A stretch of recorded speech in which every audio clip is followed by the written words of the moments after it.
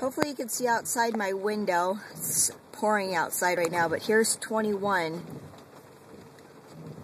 There's nothing in front. Home Depot is behind you, but there are trees and buffering between you two. Not much noise or anything back there. Nothing can be built behind you here, just the trees. And so that was 20 right there. 21 was way over in the front where you saw the sign. We're heading into 19 right here. Now 19, they haven't dug in the post yet, but you'll see that's 19. It does have a street light in front of it. Let me see. Then we get on to, in between 18 and 19, we do have the transformer box there. So that one will stay. All these other pipes, they will be cut down.